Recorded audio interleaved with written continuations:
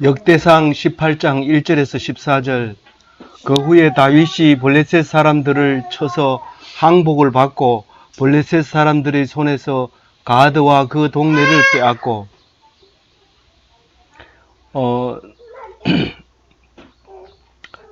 역대기는 사실은 다윗이 주인공입니다. 이 다윗이 사실은 이스라엘의 중심에 있습니다. 모든 이스라엘이 다윗을 놓고 기도해 왔고 그 다윗 후손으로 예수님이 옴으로써 역대기는 다윗의 후손들 또는 다윗의 선조들에 대해서 집중적으로 기록함으로써 나중에 예수님께서 역대상을 보고 내가 다윗의 후손이구나 그렇게 해서 십자가를 지게 되는 사실을 알게 됩니다. 우리는요 그 성경 공부를 안 하고 누가 뭐라 하더라 몇 장 몇 절에 뭐라 하더라 이러면 거기에 집중하는 경향이 있는데 아주 잘못된 것이죠. 늘 말씀에 묶여 살면 그게 이단이든지 뭐든지 간에 상관없습니다. 말씀 속에 묻혀 살고 그 말씀의 은혜를 받고 바로 해석하는 게 중요한 거지. 교파가 세고 누가 지원해주고 큰 봉사를 많이 해가지고 나라를 알리고 이게 중요한 게 아닙니다. 하나님께서는 그런 것을 성경에 기록해 놓은 걸 본 적이 없어요. 그러니까 늘 말씀만 붙잡고 사는 여러분 되시기 바랍니다. 오늘 말씀 속에는 다윗이 하나님 앞에서 늘 만사가 형통하는 것을 볼 수 있습니다. 일이 잘 풀렸다 그러면 그 끝에 그 문장 속에 반드시 여호와 하나님이 들어 있습니다. 일이 잘 됐다 그럼 하나님이라는 말이 들어가게 됩니다. 오늘 1절에 나타나는 블레셋은 팔레스타인으로서 지금까지도 여전히 이스라엘과 이 팔레스타인과는 대적입니다. 지금 얼마나 팔레스타인과 그 대적이 심한지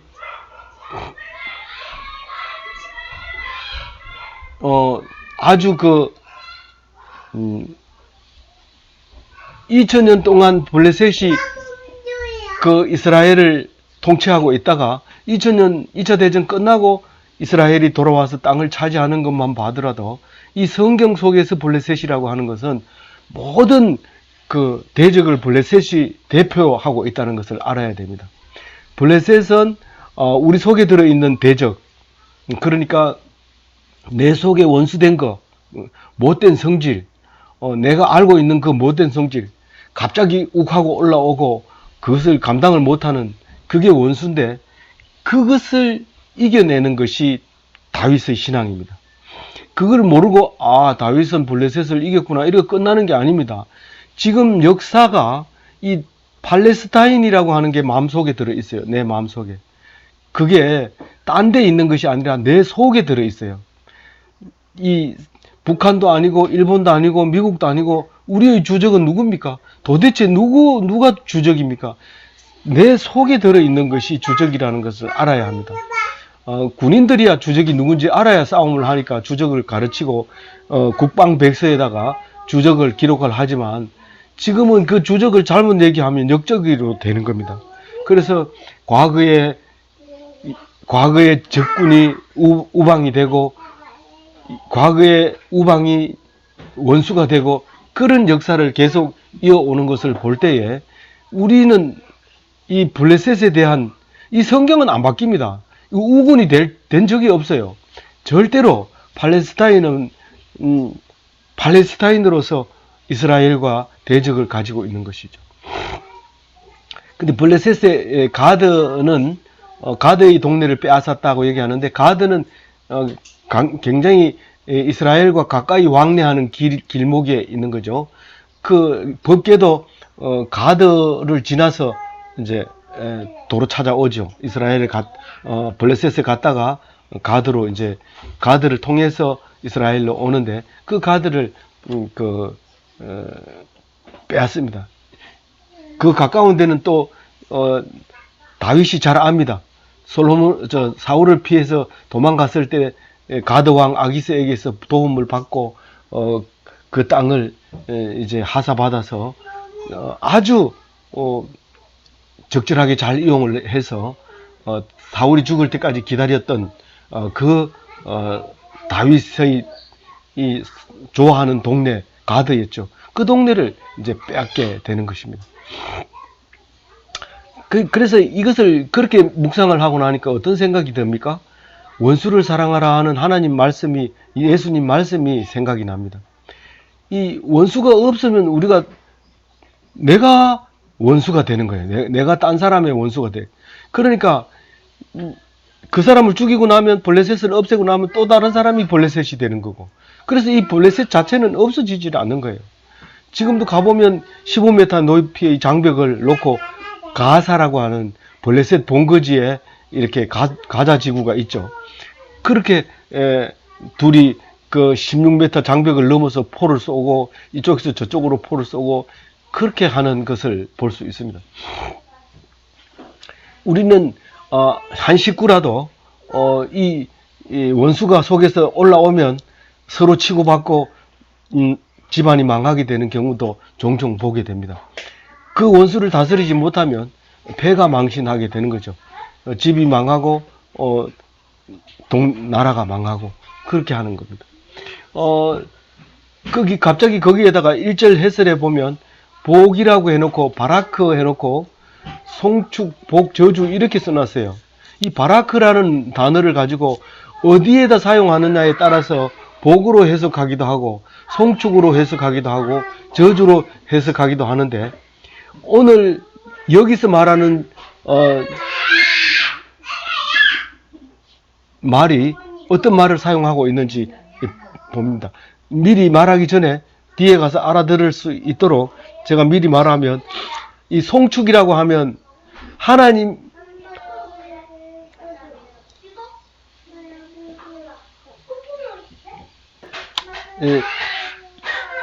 하나님이 사람에게 바라크 하면 그건 복을 주는 거고, 사람이 하나님께 바라크 하면 송축한다라고 번역을 하고요. 왕에게 바라크 한다 그러면은 아주 비유적으로, 은유적으로 저주한다 이런 뜻입니다. 하나님, 왕께서 복을 받으시기 바랍니다. 이러면 이게 무슨 뜻인가? 어떤 의미에서 은유적으로 저주라는 의미를 사용한다는 거죠. 그래서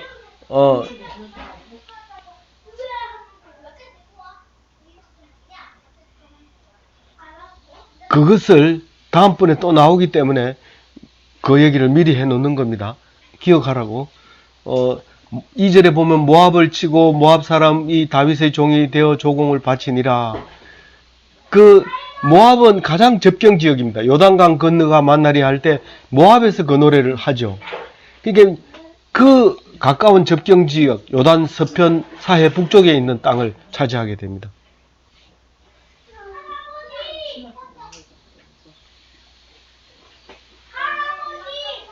뭐라고 했어요, 모압이? 가장 접경 지역, 가까이 있는 사람을 얘기하는 거예요. 가까이 있는 사람을 문제가 해결 안 되면 적과의 동침이 되는 거죠.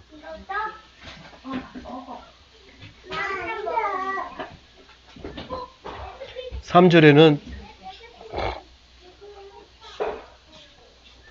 3절 같이 읽어봅니다. 시작. 소바와 가나안의 유브라데가 가까이서 자기 세력을 펴고자하매 다윗이 그를 쳐서 하맛까지 이르고. 이 소바 왕 하닷에셀을 기억해야 돼요. 왜냐하면 길게 설명을 하기 때문에, 저 밑에까지 설명을 하기 때문에 소바 왕 하닷에셀을 잘 기억을 해야 되는데, 소바가 어디냐면 아람 소국이라 했는데, 아람이라고 하면 바단 아람을 얘기하는 거예요. 그거는 유브라데 강가 이쪽에 서편에 있는 동네 이름을 말하는 거예요. 그래서 소바왕 하닷에셀이 유브라데 강에서 강가까지 자기 세력을, 원래는 그 유브라데 강 가까이까지 못했는데 그를 전쟁 하려고 하니까 다윗이 벌떡 일어나가지고 이걸 점령하게 되면 세력이 커지고 세력이 커지면 우리도 위협받는다. 이런 생각이 들어서 이제 다윗이 저쪽 편을 신경 쓰고 있을 때 다윗이 하맛까지 치게 되는데 하맛이 어디냐면 바로 아람입니다. 이 밑에도 나오지만 그 아람인데 다메섹 북쪽 다메섹 북쪽 80km가 하맛억이라고 합니다. 그러니까 얼마나 그 아람 쪽에 가까이 있는지 몰라요. 그러니까 유브라데 가까이 있는 거예요. 그렇게 북쪽에 있는데 그 하맛까지 다 이제 치고 그 소바왕 하닷 에셀에게 병거 몇 대를 1000대를 전리품으로 얻고 또 기병 7000명을 기병은 뭐예요? 기병이 뭐예요? 말탄 기병이나 뭔 말인지 알죠? 병거는 뭐예요? 그렇게 자차를 예, 지금 말하면 전차나 마찬가지인데 탱크나 마찬가지인데 이 병거가 1000대고 기병이 7000명이고 말 한 필에 사람 한 명씩 탄다면 말도 7000마리고 사람도 7000명이고 그렇게 되는 거죠. 보병 2만 명. 보병은 말도 못하고 병거도 못하는 걸어다니는 게 보병이죠. 그리고 포로로 빼앗다는 거예요. 포로로 잡았고 그 다음에 다윗이 병거 100대의 말들만 남기고 그 외에 병거의 말은 다 발의 힘줄을 끊었더니 이게 무슨 말이에요? 이게 병거가 전부 몇 대인데? 1000대인데 몇 대만 남기고 100대만 10분의 1만 남기고 이제 다 말이 없으면 병거는 소용없어요. 그러니까 말의 힘줄을 끊었어요. 근데 말의 발의 힘줄을 끊으면 이제 말이 뛰지를 못해요. 뒤에 근육, 예? 걷고 먹고 뭐 이런 건 하는데 아주 힘을 못 쓰게 만들어 버리죠. 그러니까 군사용으로는 쓸모가 없게 되는 거예요. 그렇게 했던 이유가 뭘까요? 내가 싸움에 힘은 있지만 그러나 병거가 많다고 해서 이기는 게 아니라는 것을 말하고 있는 거예요. 우리가 공부는 잘하지만 책이 많다고 해서 공부하는 게 아니다 말이에요. 그래서 책을 자기가 볼 것만 놔두고 다 없앤다고. 어떤 사람은 공부도 안 하는 게 책만 쫙 놔두고 자랑하고 이러는데 진짜 보는 책 몇 권만 놔두고 다 필요 없는 거예요. 그 책이 많다고 어떤 사람은 가방 크면은 공부 잘하는 줄 아는데 절대로 안 그렇죠. 책 많다고 공부하는 것도 아니고 어떤 학교는 도서관을 자랑하는데 요새 도서관은 자랑하는 게 아니고 시스템이 잘 구축되어 있으면 되는 거지. 도서관에 책 보러 가는 사람은 많이 없어요. 뭐 도서관에 가가지고 다른 짓을 하려면 갈 수 있죠. 그런 거죠. 어쨌든 보여주기식은 안 된다. 오히려 더 자신을 망가뜨린다. 이렇게 생각하고 있었던 거죠. 그래서 발의 힘줄을 다 끊어버리게 됩니다. 그리고 다메섹 아람 사람이라고 했는데 이 아람의 소국이 소바라고 했는데 다메섹 아람 이러면은 소바 아람과 다메섹 아람 이렇게 구분할 수 있는 거예요.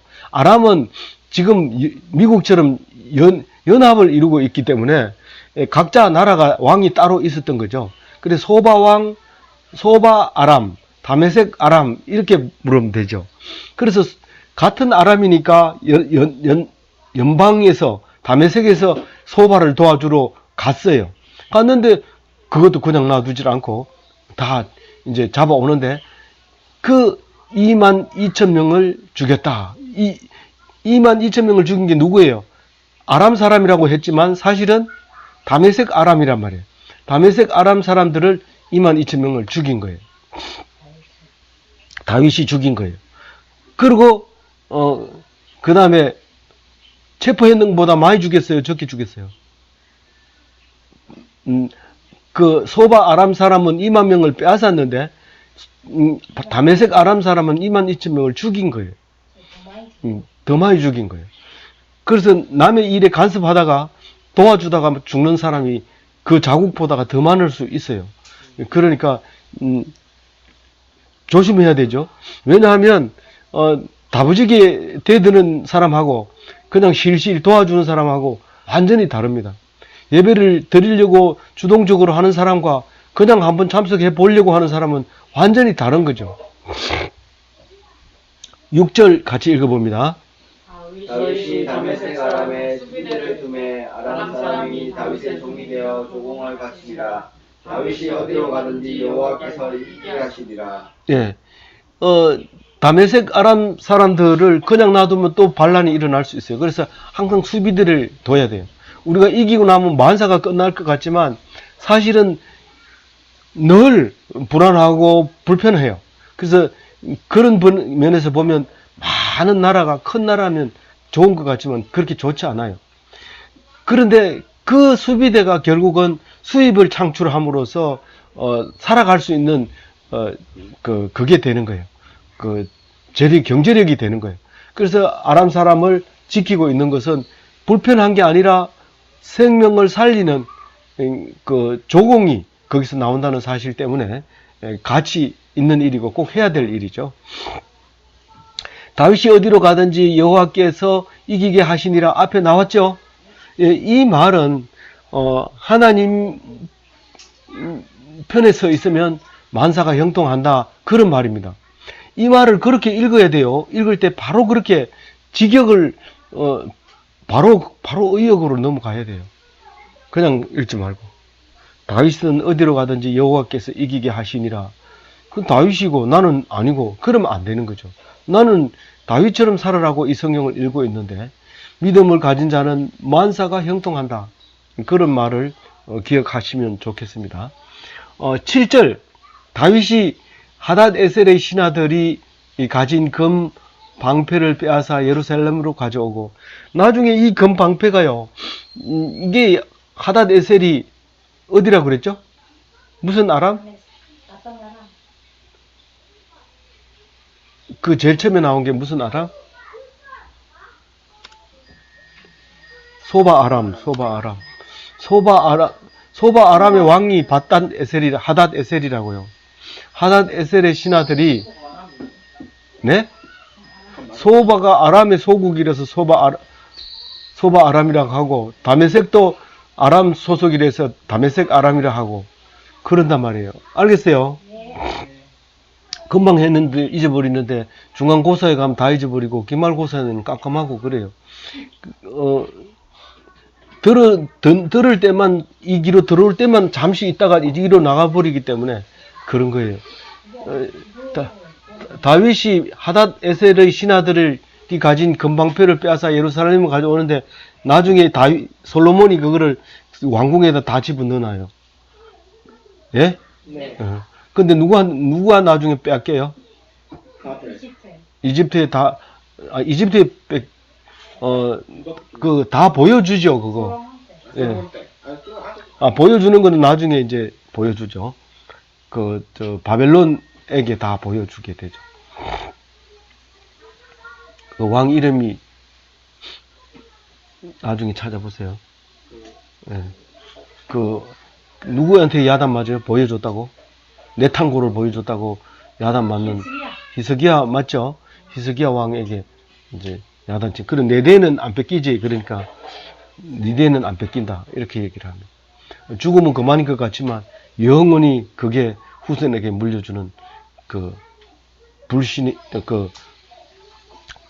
좋지 못한 것으로 남아지게 됩니다. 우리는 툭하면 죽으면 그만이지 이런데 절대로 죽으면 그만이 아니라는 사실을 기억해야 됩니다.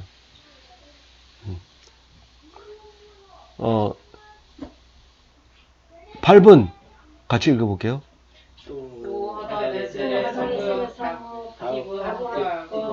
군에서 시험이 많은 노트를 빼앗았더니 솔로몬이 그것을 롯데아와 기둥과 이 롯데아는 그 바다라고 얘기하는 큰 대하고 기둥은 솔로몬 성전 앞에 2개 있는 거 그거를 만들었고 그 다음에 뭐 있어요? 녹그릇을 많이 만들었다. 그렇게 얘기하고 있어요. 구절.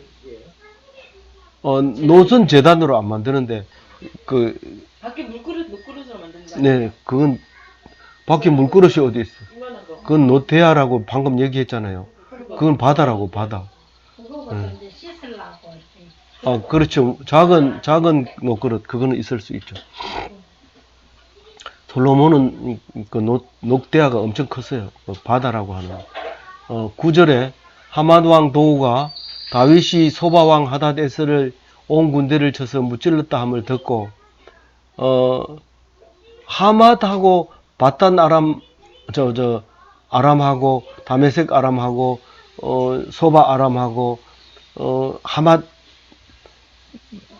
근데 하맛도 사실은 하맛 아람이 돼야 돼요. 그 위치적으로 보면. 그런데 여기서는 딱 눈치를 보니까 연합이 깨졌다. 이제는 안 된다. 이렇게 생각하고 딱 돌아선 거죠. 미리.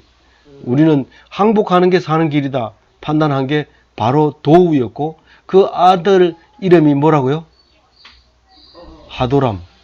하도람이 이제, 도우는 나이가 많았고, 하도람은 나이가 이제 크는 나이고, 그래서 이제 도우가 하도람을 보냅니다. 누구한테? 다윗에게. 그리고 문안합니다. 항복하는 거죠. 문안하고 뭐 하고? 축복하고. 예. 바라크가 뭐 한다고요? 언유적, 사람이 왕한테 하면은 저주. 그냥 그렇게 얘기하면 안 되고, 언유적 저주예요. 은유죠. 그 다른 말을 쓸 수가 없으니까, 왕께서는 복을 받으시기 바랍니다. 그렇게 하면 속으로는 그런 의미로 기록하고 있어요. 이쪽으로 더 앉으세요. 이쪽으로 오세요. 여기 성경을 읽으면요, 처음부터 끝까지 다 똑같은 말인데, 무슨 말이냐면, 좋은 것은 다 좋은 게 아니고, 나쁜 것은 다 나쁜 게 아니고, 이 축복이 저주라는 의미는 모여서 얘기를 해보니까 그게 그 말이더라는 거죠. 놀라운 말이에요. 이게 우리는 그냥 말하는 게 아니에요. 이 사람들은 엄청 많은 것을 생각하고 이 말을 하는 거예요. 그래서 우리는 그리스 시대에 사랑이 몇 가지가 있다고 그랬어요? 5가지. 5가지. 에르스, 스톨게, 또 빌레아, 아가페. 또 그 4가지예요. 그러니까 4개였네. 근데 뭡니까? 히브리어에는 그렇게 사랑이 많지 않아요. 그게 사랑이 다 똑같다고 생각한 거예요. 그렇게 생각한 거예요.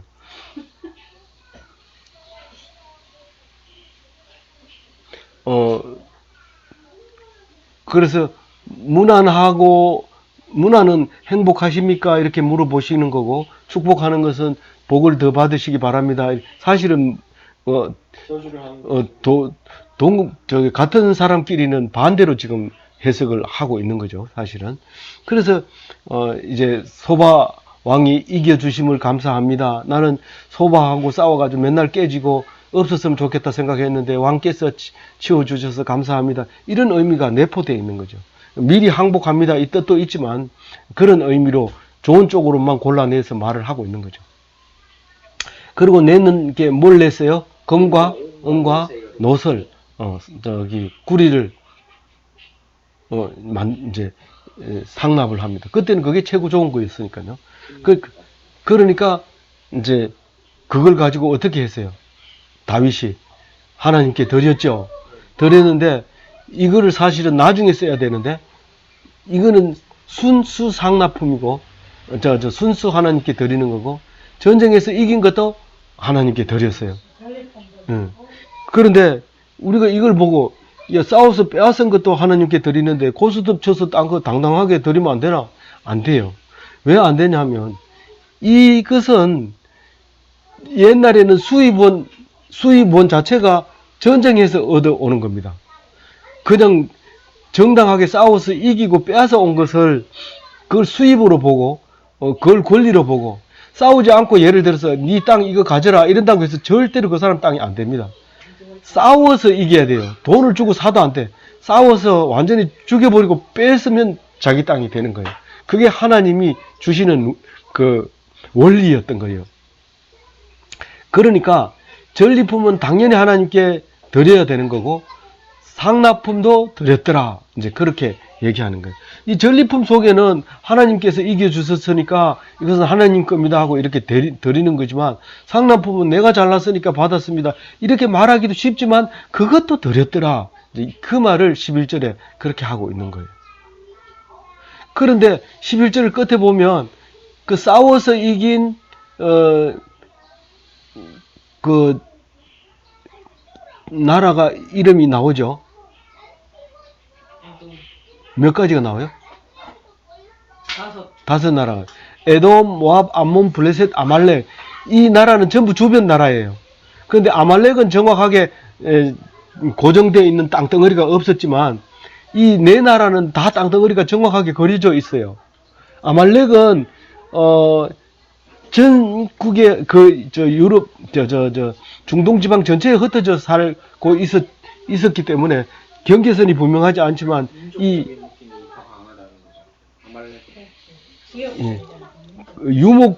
전형적인 유목민이었고 다른 데는 그나마 정착된 유목민, 영역을 지키고 있는 유목민입니다.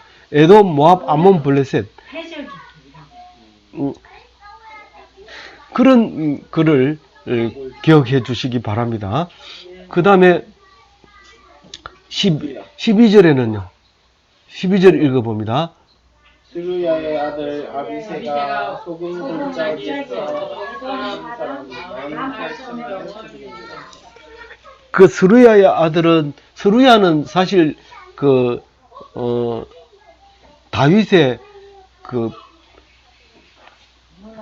배다른 누나 아니 등다른 누나 아버지가 다른 거. 아버지가 다른 누나 아버지가 다른 누나예요. 그래서 아비새는 이종 생질이에요. 생질 누나 아들이에요. 알겠어요? 예.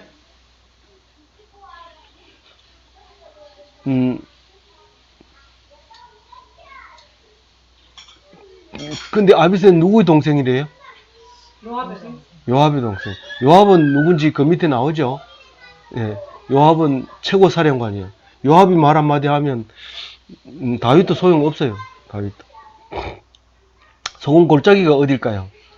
거기 지금 사해에 있는 그 에돔 지역인데, 지금 우리가 가고 있는 그 페트라라고 하는 그 지역이 여기를 말하고 있는 거예요.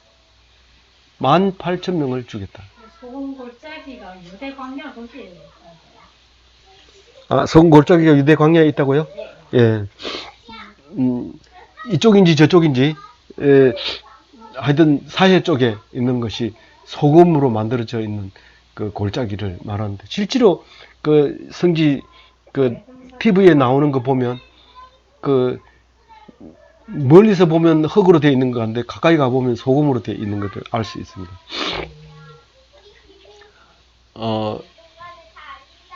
그래서, 그렇게 공로가 있었기 때문에 아비새가 에돔을 이기는, 주변 사람을 이기는데 공로를 했다. 그럼 다른 나라 사람은 어떻게 이겼느냐? 그거는 말할 필요 없이 아비새는 에돔을 그렇게 이겼다. 그 얘기를 하고 있고요.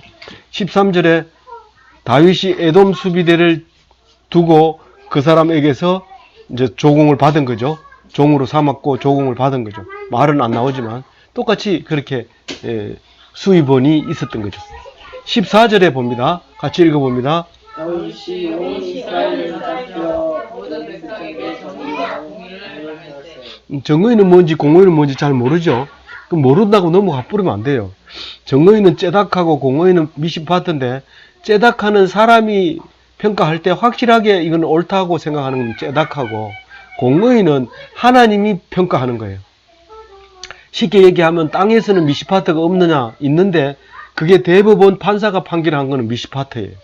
그게 무슨 말이냐면, 내가 볼 때는 옳은지 모르는데 옳은지 옳지 않은지 모르는데 판결을 내렸으면 그것은 무조건 공의라고 얘기를 해야 돼요.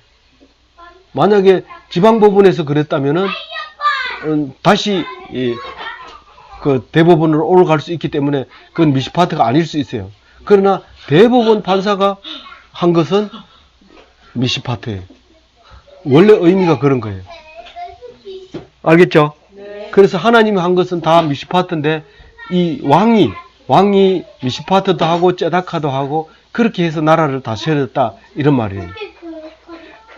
사람들이 보는 데 따라서 부정과 나쁜 것만 보여질 수 있지만 진짜 하나님 대리 통치자는 공의와 정의로 해야 된다 이 말이에요.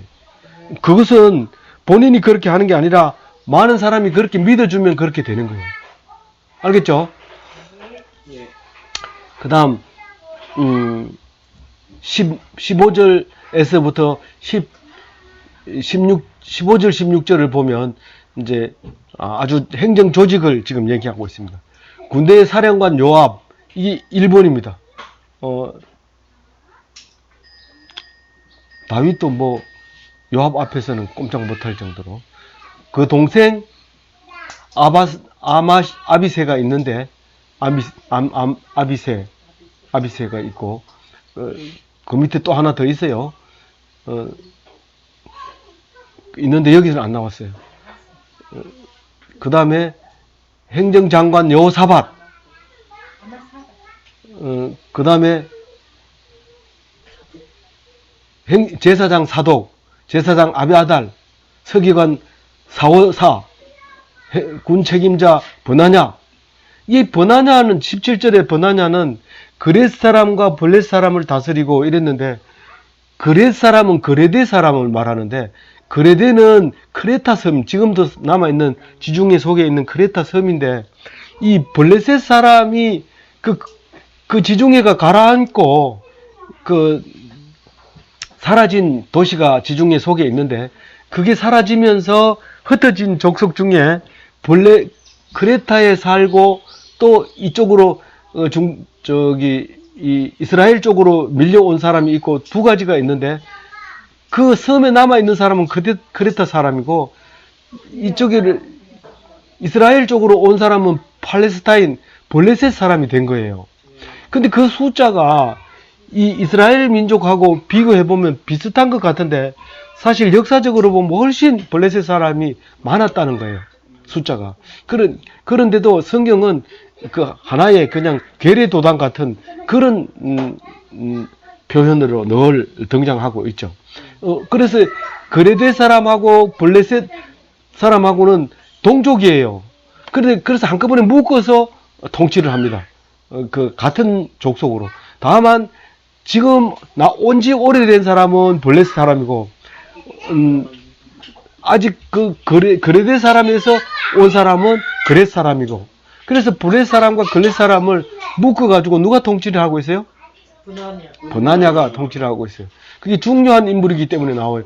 사무엘 상하에 보면 더 자세하게 나오겠지만 다윗 신앙에 있어서 가장 중요한 역할을 하는 것이 이 사람들 이야기만 이제 간추려서 지금 나가고 있는 거예요. 뼈대만 물론 나가. 역대기는 그렇단 말이에요. 그래서 구약을 읽으려면 사실은 역대기가 마지막이 라스트고 처음이고 끝이고 그렇다고 보면 돼요. 역대기가 처음 읽어야 되고 마지막 읽어야 되고 그런 거예요. 그리고 다윗의 아들들은 뭐가 됐다고 그랬어요? 제가 그 이름을 잘 모르겠는데 거기 대신들이죠. 그러니까 왕을 모신 대신들인데 왕의 아들들은 다 대신들이에요. 왕의 아들 몇 명인지 알아요? 9명. 이 예루살렘에서 낳은 것이 13명. 그 다음에 헤브론에서 낳은 게 6명. 그래서 19명인데 이스라엘에서 예루살렘에서 제일 먼저 낳은 게 바로 누구였다고요? 솔로몬이었다는 겁니다. 첫째예요? 예, 예루살렘에서는 이제 첫째죠. 7번째. 아들로서는 7번째 아들이고요. 어디서 낳았는지를 중요하게 본 거지. 그래서 오늘 말씀 속에서 중점으로 생각한 것은 다윗이 어디로 가든지 여호와께서 이기게 하시니라. 진짜 그랬을까요? 역사학자들이 보면 다윗은 사람이 흔적이 없다.